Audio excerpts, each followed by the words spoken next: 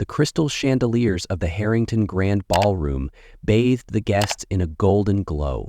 But Leonard Whitmore barely noticed. As the CEO of Whitmore Global Strategies, his focus should have been on the influential figures surrounding him at the firm's annual gala. Instead, his eyes kept drifting to his wife, Celeste. She stood near the bar, her laughter lilting as she tilted her head just so, an effortless gesture that once captivated Leonard, but now struck him as rehearsed. She was speaking with Victor Blake, Leonard's longtime business partner and friend. Leonard forced a smile as yet another associate approached him, offering congratulations for the company's recent acquisition of Westbridge Technologies. The deal was a triumph of months of grueling negotiations, one that secured the company's future. Yet, something about Victor's sudden enthusiasm for this acquisition, coupled with his growing closeness to Celeste, had planted a seed of doubt in Leonard's mind. "Leonard, you should be proud," said Henry Cartwright, a senior advisor. "Your strategy in outmaneuvering the competitors was flawless. Victor must have been instrumental, no?" Leonard nodded absently, his eyes still following Celeste and Victor. "Yes, Victor has a knack for the perfect timing," he said, his voice even, though the words tasted bitter. Celeste and Victor clinked their glasses. The way her hand rested briefly on Victor's forearm struck Leonard as overly familiar. It was a small gesture, easily dismissed by an untrained observer. But Leonard prided himself on seeing patterns, subtle details others overlooked. Tonight, those patterns pointed toward a narrative he wasn't ready to acknowledge.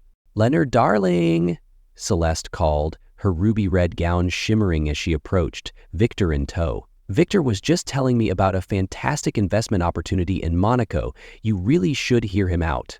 Victor's grin was disarming as always. "Leonard, I was just saying, your instinct for risk might be the edge we need for this venture. Something to discuss on Monday." Leonard felt the weight of Victor's hand on his shoulder. It was a familiar touch from years of camaraderie, yet tonight it felt like a claim, a challenge. "Monday, then," Leonard replied, his tone measured. "I'll review the details first." Victor's smile faltered slightly. Of course. Always the cautious strategist." As the night wore on, Leonard's unease grew. He noticed Victor slipping away from the crowd, Celeste following minutes later. Making an excuse to a nearby client, Leonard walked toward the terrace. The chill of the winter air hit him as he stepped outside, but his gaze locked on the shadowed figures at the edge of the garden. Victor was speaking in low tones to Celeste. She laughed, her fingers brushing the lapel of his tailored suit. Leonard stood frozen, his chest tightening as he watched the interaction. It was nothing overt, just close enough to spark suspicion, yet subtle enough to be dismissed as paranoia. The dinner bell chimed, signaling the start of the evening's speeches. Leonard returned inside, his mind racing. As CEO, he knew better than to act without evidence. Instinct told him there was more beneath the surface. He needed to see the patterns fully, to understand if this betrayal was personal, professional, or both. The speeches began, each speaker praising Leonard's leadership and vision. But his focus drifted. A memory surfaced from a few weeks prior, a late-night board meeting where Victor had insisted on pushing through the acquisition of Westbridge Technologies. Victor had been unusually insistent, and Celeste had voiced her excitement about the deal. At the time, Leonard had been flattered by her interest in his work. Now he wondered if it had been something else entirely. As applause erupted around him, Leonard stood to deliver his speech. His words flowed effortlessly, a practiced performance that masked the turmoil within. Celeste watched from the table, her expression serene, Victor seated beside her. They looked every bit the supportive wife and loyal friend. But Leonard's analytical mind refused to ignore the subtle clues, the stolen glances, the shifts in tone, the slight inconsistencies in their stories. They thought he didn't see the cracks in the facade. They were wrong. As he raised his glass in a toast to the future, Leonard resolved to uncover the truth. Whether it led to heartbreak, betrayal, or vindication, he would face it with the same precision and determination that had built his empire. Leonard Whitmore's office was an epitome of his success. Sleek, minimalist, and filled with reminders of his achievements. Framed awards adorned the walls, while a panoramic view of the city skyline stretched beyond the floor-to-ceiling windows. But that morning, Leonard barely noticed his surroundings. His thoughts were consumed by the strange tension between his wife Celeste and Victor Blake at the gala. His assistant, Marie, knocked softly and entered, balancing a tray with his usual morning espresso. "Good morning, Mr. Whitmore," she said, setting the cup on his desk. "Victor called earlier. He's requesting a meeting to finalize the Westbridge integration details." Leonard thanked her and waited until she left before turning to his laptop. He opened his email, scrolling through routine messages until he found one from Victor, flagged urgent. It detailed proposed financial reallocations for Westbridge's transition under Whitmore Global Strategies. The suggestions were unusually aggressive, calling for substantial cash flow adjustments. Frowning, Leonard leaned back in his chair. Victor had always been ambitious, but this level of assertiveness felt off. He saved the email for further review and made a mental note to consult the company's internal auditor. That evening, Leonard arrived home later than usual, his mind still turning over Victor's email and the interactions at the gala. As he walked into the house, the sound of laughter greeted him. Celeste's voice, warm and melodious, echoed from the living room. Entering quietly, he found her sitting on the couch, her phone in hand, laughing at a message on the screen. "What's so funny?" he asked, keeping his tone light. She looked up, startled, quickly locking her phone. "Oh, just a silly meme one of the girls from yoga sent me." She smiled, but it didn't reach her eyes. Leonard's gaze lingered on her phone. "It must have been hilarious. I haven't heard you laugh like that in a while." Celeste's smile faltered. "You've been so busy lately, Leonard. Sometimes I need to unwind with friends." The words landed like a subtle jab. He let it go, deciding against confrontation. Instead, he excused himself to his home office, where he poured himself a glass of scotch and reopened Victor's email. For hours, Leonard sifted through past correspondences, cross-referencing project proposals and financial projections. A pattern emerged.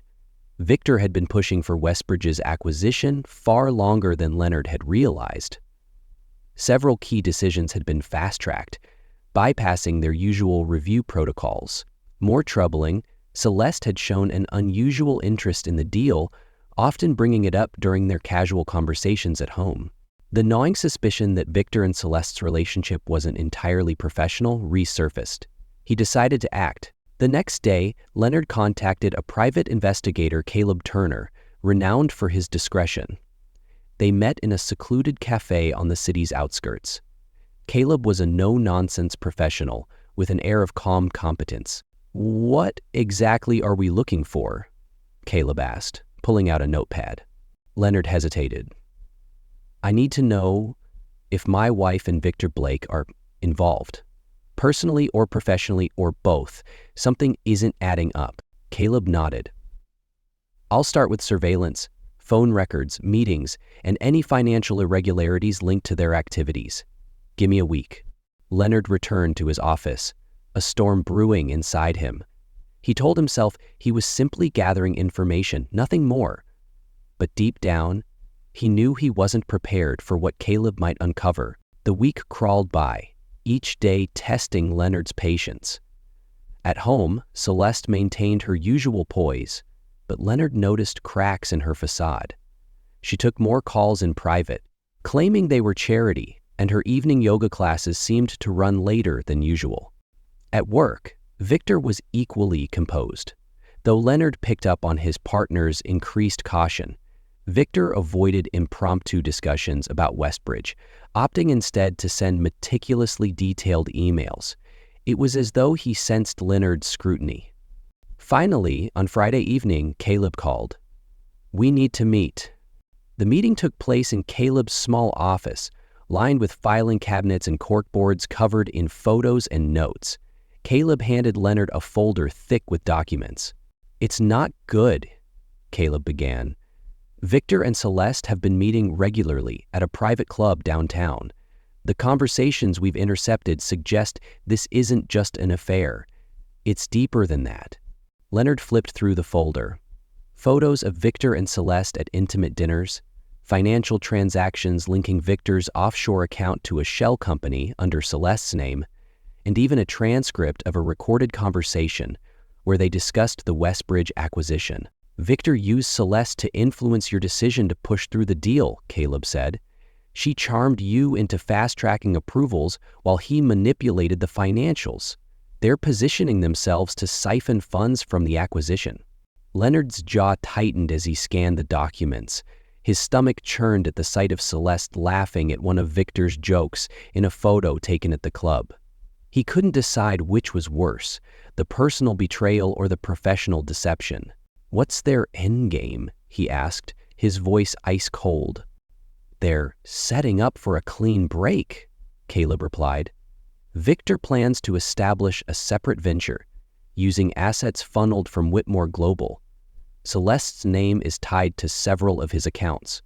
Once the Westbridge integration is complete, they'll be gone, with a significant chunk of your resources." That night, Leonard sat in his study, the evidence spread across his desk. Every interaction with Victor and Celeste replayed in his mind, their laughter at dinners, their whispered conversations, and the ease with which they'd played him. The rage simmered, but Leonard knew better than to let it consume him. He had built an empire by staying one step ahead. This would be no different. He pulled out a legal pad and began drafting a plan. Step 1 was to quietly freeze the accounts linked to Victor and Celeste's activities. Step 2 involved notifying the legal team to review Westbridge's acquisition contracts for any vulnerabilities. Lastly, Leonard planned to use their own scheme against them, baiting them into overplaying their hand. In the days that followed, Leonard moved with calculated precision. He maintained his routine, greeting Celeste with his usual warmth and discussing business with Victor as though nothing had changed.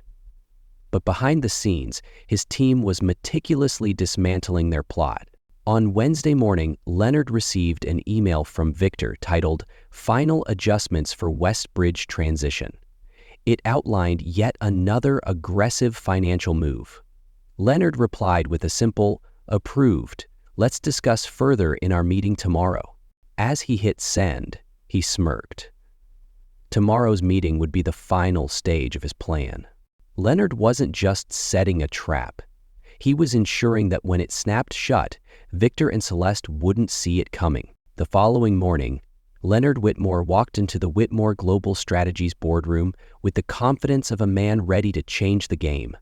The sprawling table gleamed under the soft overhead lights, surrounded by sleek leather chairs. As senior executives filed in, Leonard exchanged pleasantries, his demeanor calm, almost jovial. To an observer, he was every bit the composed CEO, but beneath the surface, his mind was a battlefield of strategy and simmering anger. Victor Blake was already seated, leaning back casually as if the room were his domain. His tailored navy suit and practiced grin exuded charm, but Leonard noticed the faint tension in his posture, the subtle shift of his eyes as they flitted toward Leonard. "Good morning, everyone," Leonard began, taking his place at the head of the table. "Before we dive into today's agenda, I want to express my gratitude for the incredible work you've all done on the Westbridge acquisition. It's been a monumental effort, and I'm proud of what we've achieved." Polite applause rippled around the room. Leonard glanced at Victor, who gave a curt nod, his grin unwavering. Leonard wondered if Victor's confidence stemmed from ignorance or arrogance. Either way, it would serve his purposes. The meeting progressed smoothly at first. Leonard presented updates on ongoing projects, discussed market forecasts, and fielded questions with his usual precision. Victor chimed in occasionally, his insights sharp but carefully nonchalant, as if to maintain the illusion of partnership.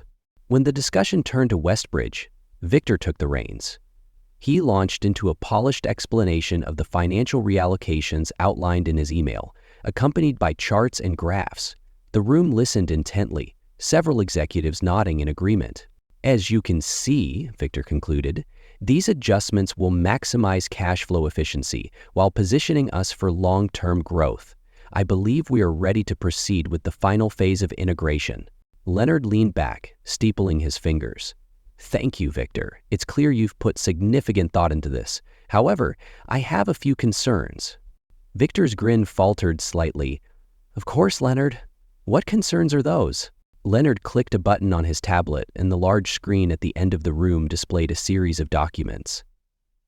Firstly, I've noticed several anomalies in the financial projections for this phase. For example, these account transfers, he pointed to the highlighted numbers, don't align with our standard practices. Victor's expression hardened. Those were necessary adjustments to streamline the process. I discussed them with the finance team. I see, Leonard replied, his tone measured. But I've also found discrepancies in the approval timeline. Some of these decisions were expedited without going through the usual channels. The air in the room grew tense. Executives exchanged glances, sensing the undercurrent of something deeper. Victor leaned forward, his tone defensive. Leonard, we're in a highly competitive market. Quick decisions are sometimes required to stay ahead. I assumed you'd appreciate the initiative. Leonard's smile didn't reach his eyes. Initiative is commendable, Victor, but bypassing protocol isn't, especially when it raises questions about integrity. Victor stiffened, his composure cracking. Are you suggesting something improper? Leonard didn't answer immediately. Instead, he gestured to his assistant, who distributed a set of folders to each executive. These are findings from a thorough review I commissioned of the Westbridge acquisition process. Victor's face paled as he flipped through the documents. They contained evidence of his unauthorized dealings, including financial transfers to offshore accounts linked to his name. I wanted to ensure transparency, Leonard continued, his voice cool. What these findings reveal is troubling. Victor, care to explain why funds from the Westbridge project were diverted to shell companies? Victor opened his mouth, but closed it again, his confidence crumbling under the weight of the evidence. The room fell silent, all eyes on him. After the meeting, Leonard retreated to his office. He had barely sat down when his phone buzzed. It was Caleb Turner. Leonard, you'll want to hear this, Caleb said, his voice taut with urgency. Celeste and Victor are meeting tonight at the club. Based on what I've overheard, they're panicking. They suspect you're onto them. Leonard's jaw tightened. Good. Let them stew. Keep me updated. He ended the call and stared out the window. The city stretched below him, its glittering skyline a stark contrast to the turmoil in his life. He thought of Celeste's laughter with Victor, the intimate dinners, and the way she had used their marriage as a tool in a larger scheme. The betrayal was personal and professional, a calculated strike at the foundation of everything he had built. But Leonard was not a man to crumble.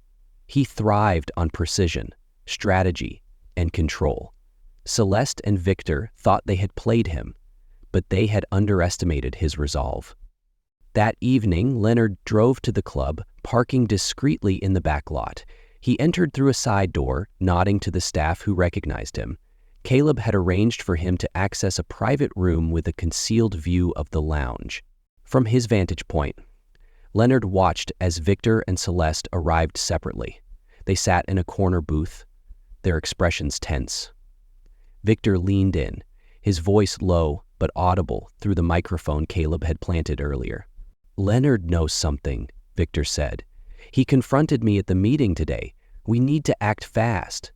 Celeste's eyes narrowed. What did he say? Has documents, transfers, accounts. It's all there. If he goes public, we're finished. Celeste leaned back, her face a mask of calculated calm. He won't. Leonard values his reputation too much. We just need to stay ahead of him. Victor's gaze darted around the room. "You don't understand. He's playing us." "Then we play him harder," Celeste said, her voice icy. "We've come too far to let this fall apart." Leonard's hands clenched into fists as he listened. The woman he had shared his life with was nothing more than a co-conspirator, a strategist in a game that sought to destroy him. By the time Leonard left the club, he had everything he needed. The recordings, the evidence, the knowledge of their desperation. It was all ammunition in his arsenal. As he drove home, his mind was already outlining the next phase of his plan. Victor and Celeste had laid a trap for him, but in their arrogance, they had made one fatal mistake.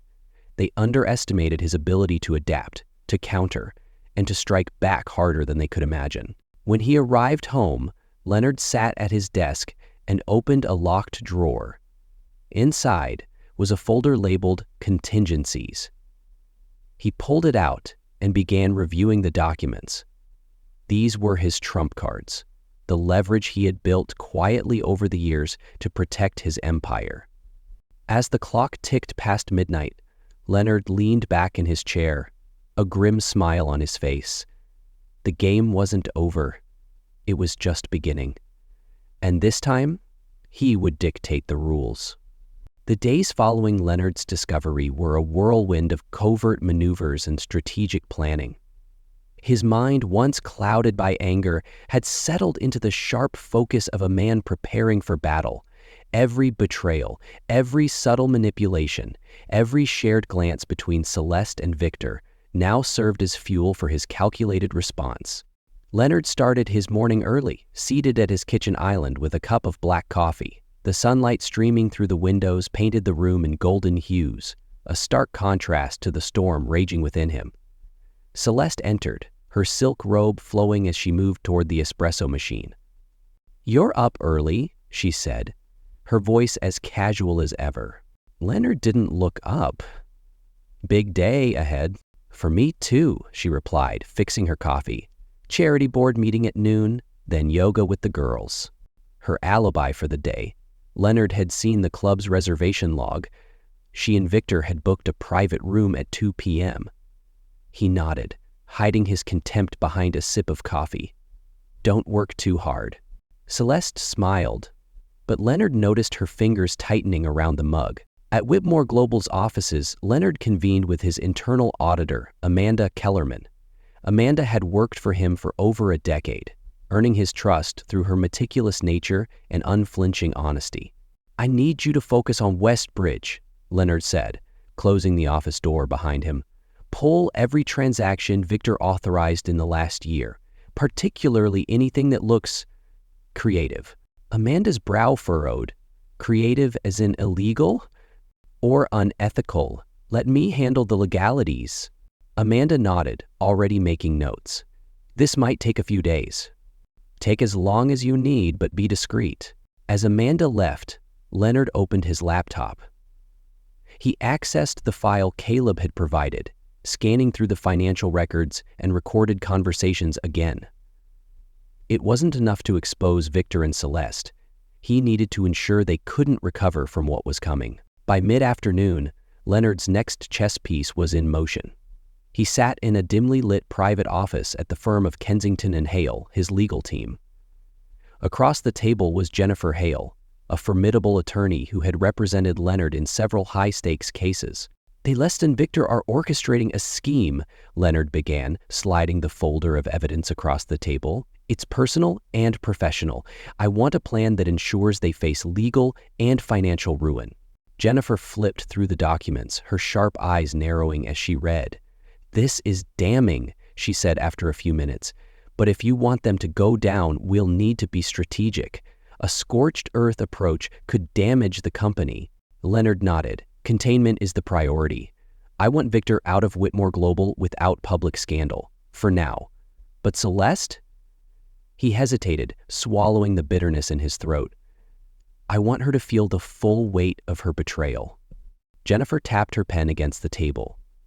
"Victor's position can be neutralized by the board. As for Celeste, we could leverage the financial connections here to trigger investigations. But if you're looking for a more personal resolution, I'll need specifics." Leonard's expression hardened. "Leave that to me." At 2 p.m., while Celeste and Victor met at the club, Leonard was in his private office at Whitmore Global, dialing Caleb Turner. "Are they there?" Leonard asked. "They just ordered drinks," Caleb replied, talking in low tones, "but I've got the audio feed running. They're reviewing plans to siphon the final funds from Westbridge." Leonard smirked. "Perfect, keep me posted." Hanging up, he opened an encrypted email draft. The recipients included 3 key figures: Amanda Kellerman, Jennifer Hale, and the chairman of Whitmore Global's board. The subject line read, "Westbridge Compromise, Urgent Action Required." In the email, Leonard outlined the fraudulent activities tied to Victor and Celeste, attaching key evidence. He stopped short of revealing their personal relationship, keeping the focus on the professional betrayal. It was a calculated move to ensure the board acted swiftly while preserving Whitmore Global's reputation. He hit send and leaned back, satisfaction curling the corners of his lips. The first domino had been tipped. By evening, the ripple effects of Leonard's email were already evident. Victor stormed into his office unannounced, his usual composure replaced by barely restrained anger. "What the hell is this?" Victor demanded, throwing a printed copy of the email onto Leonard's desk. Leonard didn't flinch. "Exactly what it looks like. The board has questions about your handling of Westbridge, and I've raised concerns about your conduct." Victor's face reddened. "Concerns? Are you kidding me? You've known about every decision I've made on this deal." "Not every decision," Leonard replied coldly. "You've been operating independently, crossing boundaries that put the company at risk. I can't overlook that." Victor's fists clenched, but Leonard stood, towering over him. "You've overstepped, Victor. And now you're going to pay for it." Victor's fury flickered into uncertainty. "What are you saying?"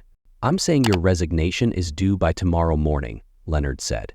"Quietly, without scandal, or I take this to the authorities." Victor opened his mouth, then closed it, his gaze darting to the door as if calculating his options. Finally, he turned and stormed out. Leonard exhaled slowly, letting the tension dissipate. The first piece of his revenge was in place, but the most personal betrayal still needed to be addressed. That night, Leonard arrived home to find Celeste in the living room, her phone in hand. She looked up as he entered, her expression unreadable. "How was your charity meeting?" Leonard asked casually, pouring himself a glass of wine. Celeste hesitated. "Productive. We're planning a new fundraiser." He nodded, swirling the wine in his glass. "That's nice. I had a productive day too."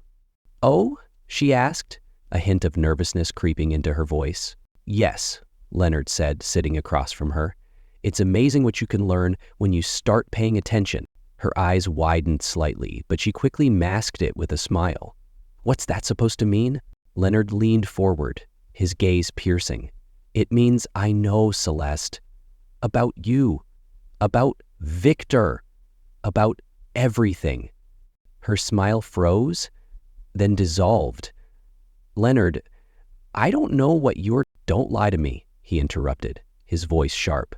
"I have recordings, emails, financial records. I know how you've manipulated me, how you've betrayed our marriage for him." Celeste's face turned ashen. "You've been spying on me." Leonard scoffed. "Spying?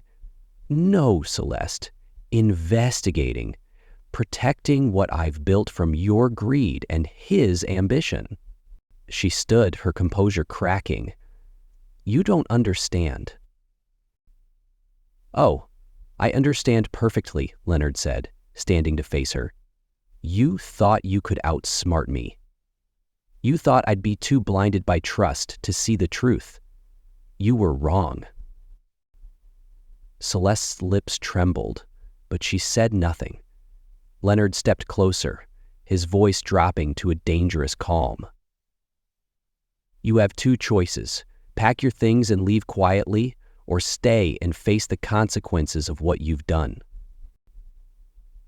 She stared at him, her breath hitching.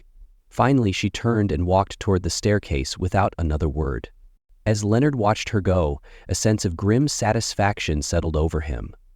The pieces were falling into place, and soon Celeste and Victor's world would collapse entirely. But this was only the beginning. Leonard wasn't just seeking revenge. He was reclaiming control over his life, his company, and his future. And he wouldn't stop until he had everything back in his hands. By the following week, Leonard Whitmore's plan was in full motion. The meticulously constructed house of lies that Celeste and Victor had built was starting to collapse, and Leonard, ever the tactician, was ensuring they felt every splinter of its fall.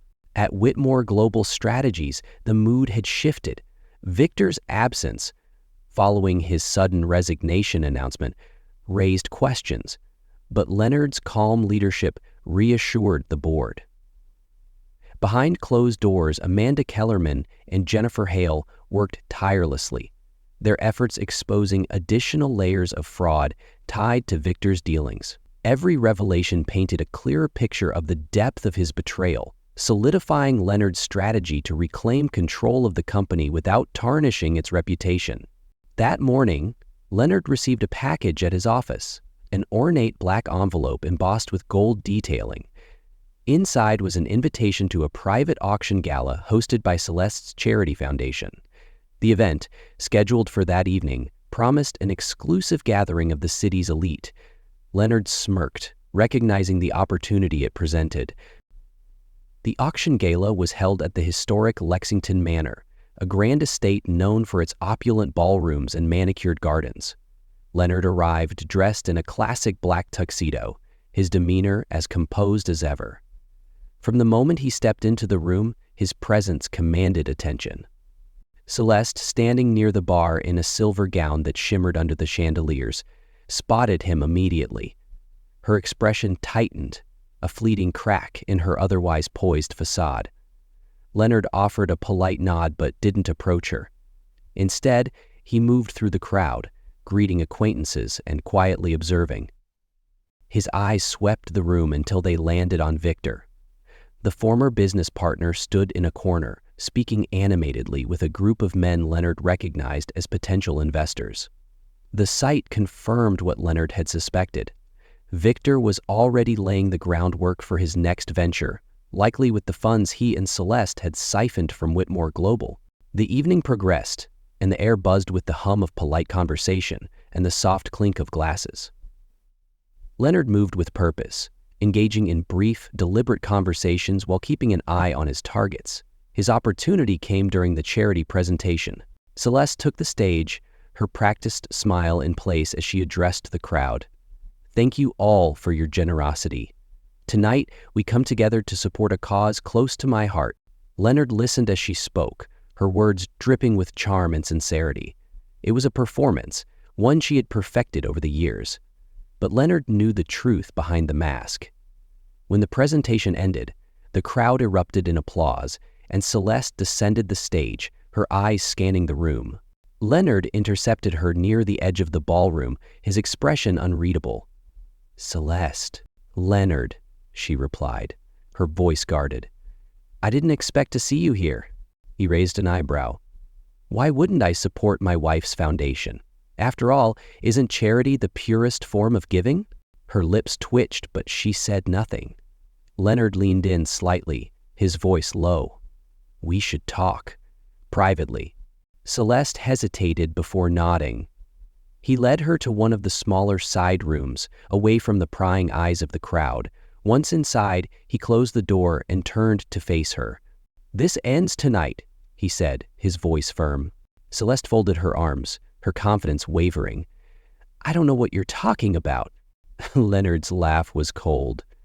"Don't insult me, Celeste. I know about you and Victor. The meetings, the money, the betrayal. It's all documented." Her eyes widened, but she quickly masked her surprise. "You don't understand." "I understand perfectly," he interrupted. "You thought I'd be blind to it all, too consumed by my work to see the cracks. You underestimated me." Celeste's shoulders stiffened. "And what do you plan to do? Ruin me? Expose Victor? It'll damage your precious reputation just as much as ours." Leonard's smile was sharp. "You overestimate your leverage. Victor's already out of the company, and I've ensured that his next venture will be buried under legal scrutiny.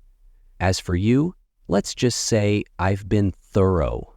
He reached into his jacket and pulled out a document, sliding it across the table toward her. "This is a legal agreement. You leave with what I allow, nothing more. No lawsuits, no claims to the company, and no public statements. In return, I don't take this to court." Celeste glanced at the document, her composure slipping further. "You can't expect me to just sign this." "Oh, but I do," Leonard replied, his tone icy. "Because if you don't, I will destroy everything you and Victor have built. Your reputation, your finances, even your standing in this city. It will all be gone. You'll be a pariah." She stared at him, her defiance wavering. "You really are as ruthless as they say?" "No," Leonard said, leaning closer. "I'm worse." By the end of the evening, Leonard emerged from the side room alone, his expression composed. Celeste remained behind, her hands trembling as she stared at the signed agreement. In that moment, she realized the depth of her miscalculation. Leonard wasn't just fighting back, he was dismantling the very foundation of her schemes, piece by piece. Victor, meanwhile, had no idea what awaited him. Leonard had quietly ensured that the investors Victor courted were aware of his fraudulent dealings. By the time Victor attempted to pitch his venture, he'd find doors closing in his face, one after another. As Leonard drove home, the weight of the night settled over him. The battle was over, but the scars remained. He thought of the years he had spent trusting Celeste, building a life with her, only to discover her duplicity. It wasn't just the betrayal that stung. It was the realization that he had been blind to it for so long. But as the city lights blurred past his window, Leonard felt a sense of clarity. He had faced the betrayal head-on, dismantled the lies, and reclaimed control. Whitmore Global was secure, and his future, though changed, was still his to shape. In the quiet of his study that night, Leonard poured himself a glass of scotch and gazed out at the skyline. Celeste and Victor had underestimated him, believing they could manipulate and outmaneuver him. They were wrong. He had survived the betrayal, and now he was stronger for it. And as he sipped his scotch, Leonard allowed himself a rare smile. Justice, after all, was best served cold.